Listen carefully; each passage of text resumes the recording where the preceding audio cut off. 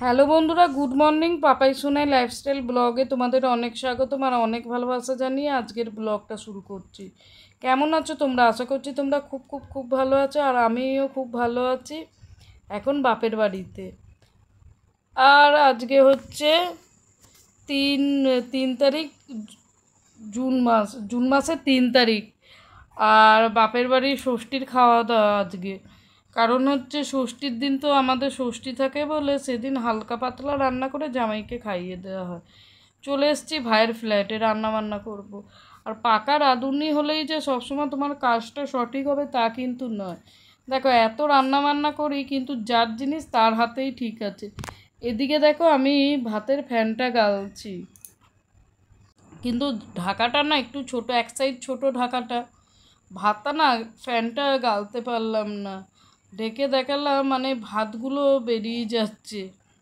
এক সাইজ বড় ঢাকা হলে সুবিধে হতো, ওই জন্য একটু প্রবলেম হচ্ছে। মা দেখলো কিন্তু আমি ব্যর্থ হয়ে গেলাম কাজটায়। ওই জন্য বললাম না, যার জিনিস তার হাতেই কিন্তু ঠিক আছে। তুমি যতই পাকা রাঁধুনি হও বা পাকাপুক্ত লোক হও, দেখো আমি এখান থেকে কিন্তু বেরিয়ে গেলাম, চলে এলো আমার ভাইয়ের বউ।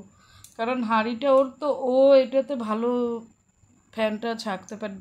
যেমন দেখবে, যার প্রেসার কুকারটা একটু খারাপ, তার প্রেসার কুকারে কী রোগ আছে বুঝে সে কিন্তু সেই হিসাবে জিনিসটাকে সিটি মেরে নেয়। কথাটা কিন্তু সত্যি। আর এই দিকে দেখো, ও ফ্যানটা গালছে, মানে ঢাকাটা এক সাইজের থেকে 1.5 সাইজ এমন ছোটো যে একদম উপুর করে দিলেও কিন্তু ফ্যানটা নামছে না, তোমাকে ধরেই থাকতে হবে। এই সিস্টেমটা তো আমি জানতাম না। আমি যেমন নর্মালি কোথাও গেলে রান্নাবান্না করি বা বাড়িতে রান্নাবান্না করি, যেভাবে ভাত করে ফ্যানটা গালাতে দিই, সেইভাবে তা হবে কেন বলো না? এদিকে দেখো কতক্ষণ ধরে ধরে আছে, তাও পাচ্ছে না, ভাত বেরিয়েই যাচ্ছে।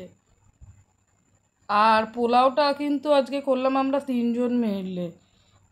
ভাতটা বসিয়ে দিলাম আমি, নামাবার সময় ভাইয়ের বউ ভাতের ফ্যানটা গেলে দিল। মা ভাতটাকে একদম সুন্দর করে ঠান্ডা করতে দিল, চাড়িয়ে দিল পেপারের ওপর। আবার মানে লাস্টে আমি পোলাওটা রান্না করলাম, মানে একটা রান্না 3জন। এইদিকে দেখো ভাতের ফ্যান গালছে আমাদের ভাইয়ের বউ। আর ছোটো রান্নাঘরটা কিন্তু খুব সাজিয়ে গুছিয়ে রেখেছে। এখানে দেখো, বললাম না, মা এখানে সুন্দর করে ভাতটাকে চাড়িয়ে দিল যাতে ভাতটা ঝরঝরে থাকে। পোলাও সাধারণত গোবিন্দভোগ চালেরই ভালো হয়। আর গোবিন্দভোগ চাল বলে একটু ভয়ও পাচ্ছি, যদি জিনিসটা গলে যায় হাঁড়ির ভেতর থাকলে। দেখবে অনেক সময় অনেকটা যদি ভাত করা হয় 2-3 কিলো চালের, ভাতটা একটু শক্ত শক্ত নামালে ওই যে গরম ভাপে থাকতে থাকতে না একটু নরম হয়ে যায়। আর এখানে আমি মাটনটা রান্না করে নিচ্ছি। আর এদিকে আজ মঙ্গলবার বলে আমার ভাইয়ের বউয়ের জন্য এখানে পনির করে নিয়েছি। ওদিকে ভাতটাও রেডি হয়ে গেছে। আর এদিকে দেখো, আমার ভাইয়ের বউ বসে আছে আর আমার ছোট ছেলে বসে আছে। এদিকে সব টিফিন খাচ্ছে। আর এদের টিফিন খাওয়া কমপ্লিটও করে ফেলেছে। আর আমার এই এক বদ অভ্যেস, রান্না বান্না করলে না একটা কিছু দাঁতে কাটতে পারি না যতক্ষণ না রান্নাবান্নাটা কমপ্লিট করব। এদিকে দেখো পোলাও রান্না হচ্ছে। আর এদিকে দেখো মটনটা রান্না হয়ে গেছে। আর এখানে দেখো তোমাদের দাদা চিনি ছাড়া পোলাওটা রান্না করে রেখে দিয়েছি। এই দেখো, আর এই যে পোলাও রান্নাটা আমার মা পারেন না, সেই জন্য আমাকেই রান্না করতে হলো। এদিকে চলে এসছে ভাই অফিস থেকে খাওয়া দাওয়া করতে।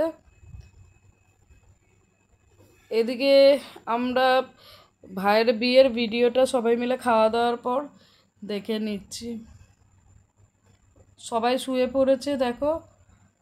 আর এটা সন্ধেবেলা আমরা একদম চা বিস্কুট নিয়ে বসে পড়েছি। ব্লগটা তাহলে শেষ করছি।